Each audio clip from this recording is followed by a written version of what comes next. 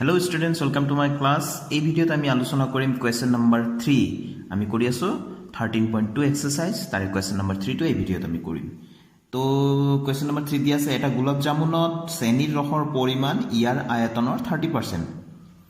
5 cm দৈৰ্ঘ্য আৰু 2.8 cm ব্যাসৰ দুই মূৰে দুটা অৰ্ধগোলক যুক্ত এটা বেলন আকৃতিৰ 45 টা গোলাপ জামুনত প্ৰায় কিমান ৰস অৰ্থাৎ চেনিৰ ৰসৰ পৰিমাণ থাকিব নিৰ্ণয় কৰা কি কৈছে প্ৰায় কিমান থাকিব ৰস হেতু আমি উলিয়াব লাগে ঠিক আছে তো গোলাপ জামুন নিশ্চয় তোমালোকে খাইছা হোটেলত যে পায় তো আমি এতিয়া চিত্ৰটো আকো তেতিয়া তোমালোকে বুজি পাবা তো গোলাপ জামুনটো প্ৰায় এনেকুৱা ধৰণৰে মাকিবলৈ চেষ্টা কৰিছো এনেকুৱা ইয়াত এটা সুঙা আছে এইখিনিৰ পৰা এনেকুৱা দিঘৰ এটা সুঙা আছে আৰু দুই মূৰে দুটা অৰ্ধগোলক আছে ঠিক আছে অৰ্ধগোলক মানে তো নিশ্চয় জানা বাটিৰ আকৃতি বা ফুটবল এটা যদি মাজে মাজে আমি যদি কাটি দিও কেনেকুৱা হয় তেনেকুৱা ঠিক আছে তো আমাৰ এই যেটো গোলাপ জামুন এই গোলাপ জামুনৰ সম্পূৰ্ণ দিশটো দিয়া আছে আমাক 5 cm ঠিক আছে তো 5 cm দিয়া আছে আকৌ এই যেটো অৰ্ধগোলক আছে ইয়াতে যে অৰ্ধগোলক আছে এটো এই অৰ্ধগোলকৰ এই ব্যাসটো কিমান বুলি কৈছে ব্যাসটো কৈছে 2.8 cm ঠিক আছে তো গোলক বুলি কলে তো গোলকৰ ব্যাস বুলি কলে আমি গোলকটো যদি এনেকুৱাকৈ যদি কল্পনা কৰো কমন সেপেটাকৈ তো গোলক মানে গোটা কিন্তু বৃত্ত নহয় দেই তো ব্যাস এফালে জিমান হ'ব এফালেও হিমান হ'ব নহয় জানো গতিকে এটো যদি 2.8 cm হয় তেনেহলে এইফালে এটো কিমান হ'ব এটো আধা কাৰণ গোলকটো তো এনেকা সম্পূৰ্ণ থাকিব নহয় জানো তো এটো অৰ্ধগোলক হয় অৰ্ধগোলকৰ এই ব্যাসটো দিয়া আছে 2.8 cm গতিকে ব্যাসাৰ্ধটো হ'ব 1.4 cm তো এই 1.4 cm ব্যাসাৰ্ধটো অকল অৰ্ধগোলকৰ নহব এই সুঙাৰ কাৰণে হ'ব তো এতিয়া যদি এটো দুইফালে আমি যদি ব্যাসাৰ্ধটো 1.4 cm উলিয়াই লওঁ তেনেহলে অকল এই সুঙা বা বেলন ইয়াৰ দিশটো কিমান হ'ব দিশ বা উচ্চতাটো কিমান হ'ব এটো টোটাল আছিল 5 cm হয়নে 5 cm ৰ পৰা আমি কি মাইনাস কৰিব লাগিব এফালৰ পৰা 1.4 এফালৰ পৰা 1.4 তেতিয়া হলে কেৱল সুঙাটোৰ দিশটো থাকি যাব তাৰ মানে 5 ৰ পৰা আমি কি মাইনাস কৰিব লাগিব 2.8 cm মাইনাস কৰিব লাগিব কাৰণ এফালে 1.4 এফালে 1.4 টোটাল কিমান হৈ যাব 2.8 তো 5 ৰ পৰা যদি 2.8 মাইনাস কৰো আমাৰ থাকি যাব 2.2 cm ঠিক আছে তো এইখিনি আমি এতিয়া লিখিম প্ৰথমতে স্টুডেন্টস আমি লিখি ললো দিয়া আছে অৰ্ধগোলকৰ ব্যাস সমান বেলনৰ ব্যাস ইকুয়াল টু 2.8 cm অৰ্ধগোলকটো যেটো ব্যাস হেতুৱে এই বেলনটোৰো ব্যাস হ'ব কাৰণ ইয়াতে একেলগে লগ লাগি আছে নহয় জানো গোলাপ জামুন এটাৰ মুঠ দিক 5 cm সম্পূৰ্ণ 5 cm দিয়া আছে মুঠ গোলাপ জামুন কেইটা বুলি কৈছে 45 টা ঠিক আছে এতিয়া আমি উলিয়াব লাগে অৰ্ধগোলকৰ ব্যাসাৰ্ধ আৰু বেলনৰ ব্যাসাৰ্ধ যেহেতু সমান গতিকে আমি একটা নাম দিছো স্মল r কিমান হ'ব ব্যাসৰ আধা অৰ্থাৎ 2.8/2 ইকুয়াল টু কিমান হ'ব 1.4 আমি সেন্টিমিটাৰ দিব লাগিব যেহেতু এককটো সেন্টিমিটাৰতে আছিল নহয় জানো বেলনৰ দিশ কি হ'ব মই অকমান আগতে কৈছিলো বেলনৰ দিশ সম্পূৰ্ণ গোলাপ জামুনৰ মুঠ দিশ যেটো আছে 5 তাৰ পৰা আমি কি মাইনাস কৰিম দুটা 1.4 এফালৰ পৰা এটা 1.4 এফালৰ পৰা এটা 1.4 তো 2 into 1.4 এটো মাইনাস কৰিম কিমান হ'ব আমি ইয়াতে আমি কৰি দিব পাৰো 5 minus 2.8 হ'ব এটো নহয় জানো তো 5 minus 2.8 মানে এটো কিমান হ'ব 2.2 cm ঠিক আছে এতেকে এটা গোলাপ জামুনৰ আয়তন আমি প্ৰথমতে উলিয়াই লওঁ কিমান হ'ব এটা গোলাপ জামুনত কি আছে বেলন আছে আৰু দুটা অৰ্ধগোলক আছে গতিকে বেলনৰ আয়তন প্লাস দুই পূৰণ অৰ্ধগোলকৰ আয়তন অৰ্থাৎ দুটা অৰ্ধগোলকৰ আয়তন গটেকেটা আমি লগ লগাই দিও বেলনৰ আয়তন অৰ্থাৎ সুঙাৰ আয়তনৰ ফৰ্মুলাটো কি আছিল ফৰ্মুলাটো মনত থাকিব লাগিব তোমালোকৰ পাই r স্কয়াৰ h ঠিক আছে পাই r স্কয়াৰ h প্লাস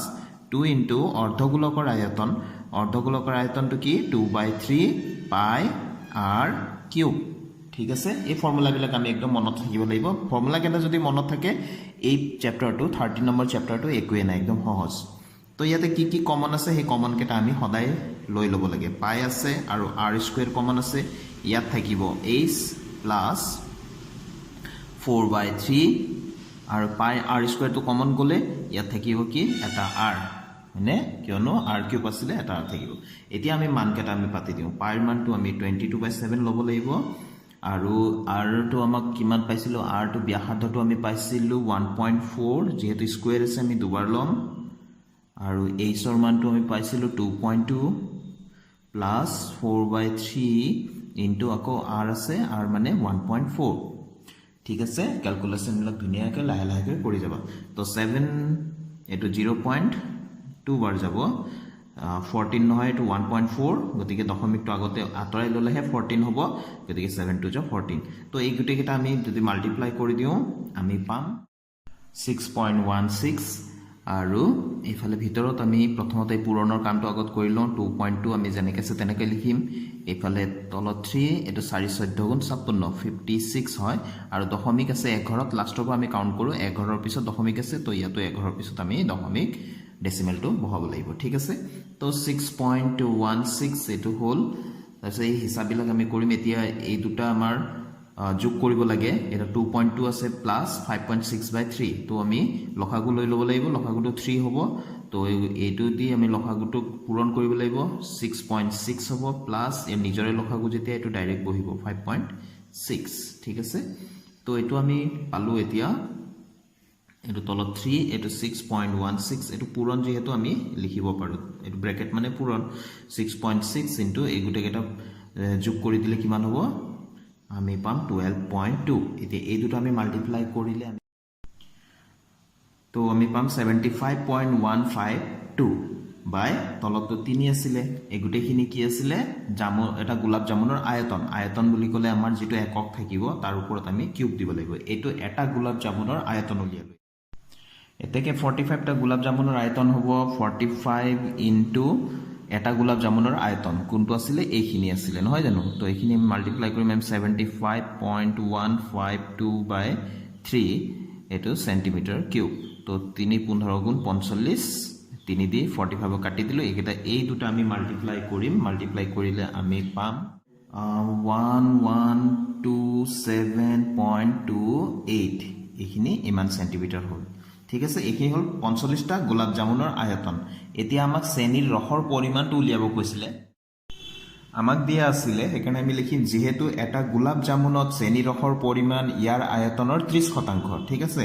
তো আমি উলিয়াব লাগে 45 টা গোলাপ জামুনৰ শ্ৰেণীৰ ৰসৰ পৰিমাণ কিমান হ'ব 45 টা গোলাপ জামুনৰ শ্ৰেণীৰ ৰসৰ পৰিমাণটো হ'ব যেটো তাৰ আয়তন আছিল 45 টা গোলাপ জামুনৰ আয়তন আছিল 1127.28 আৰু ইফালে কি কৈছে 30% ইমানৰ 30% মানে পূৰণ 30 এটো পাৰ্সেন্ট হলনে 30% তো এতিয়া আমি অকমান মই ফালৰ পৰা লিখিছো 1127.28 30% মানে আমি এই শতাংশৰ চিনটোৱে পাৰ্সেন্টেজ সাইনটোৱে ডিনোমিনেটৰত 100 দিয়ে মানে তলত আমি 100 লিখিব লাগে তো এই 00 কাটি দিলো এতিয়া এইকেটা আমি পূৰণ কৰিম পূৰণ কৰি পেলাই আমি পাম এইটা আমি পূৰণ কৰিলে আমি পাম তলতটো 10 আছে 10 টো কটাকটি কৰি থাকিব না লাগে পূৰণ কৰিলে আমি পাম 3381.84 ইমানখিনি পাম এতিয়া 10 দি হৰণ কৰিলে কি হ'ব দশমিকটো ইয়াত আছে না আৰু দশমিকটো ইফালে আহি যাব মানে 338.184 আমি পাম মই ইফালে লিখিছো তোমালোকে তলে তলে লিখিবা তো 338.184 সেন্টিমিটার কিউব আমাক প্ৰায় লিখিব দিছে তো দশমিকৰ পিছত এই সংখ্যাটো আমি চাম দশমিকৰ পিছত যেটো অংক আছে ইমিডিয়েট এই অংকটো দেখিছা এটো 5 বা তাতকৈ যদি বেছি থাকিলে হয় তেনেহলে আমি ইয়াক 9 বনাই লিখিলো হয় কিন্তু এটো 1 আছে গতিকে আমি লিখিম 338 সেন্টিমিটার কিউব ব্র্যাকেটত লিখিম প্ৰায় ঠিক আছে তো মই ইয়াতে ঠেপাঠেপিকৈ কৰি দিলো তোমালোকে সমান চিন যত যত আছে তাৰ পৰা তলে তলে লিখিবা ঠিক আছে এইটোৰ পিছত এইটোৰ পিছত এইটো লাইন তাৰ পিছত এইটো লাইন তো এ আছিল আমাৰ আনসাৰটো ভেৰি ইম্পৰ্টেন্ট কোৱেশ্চন তোমালোকে এই কোৱেশ্চনটো বাৰে বাৰে কৰিবা ভেৰি ইম্পৰ্টেন্ট তো অকমান দীঘলীয়া হৈছে ক্যালকুলেশন বিলাক কিন্তু সহজ হয় তো তোমালোকে ভালকে কৰিবা আশা ৰাখিছো তোমালোকে এই ভিডিওৰ যোগেদি কোৱেশ্চনটো ভালকে বুজি পাইছা আৰু মটো কৰিব পাৰিবা thank you students keep watching my channel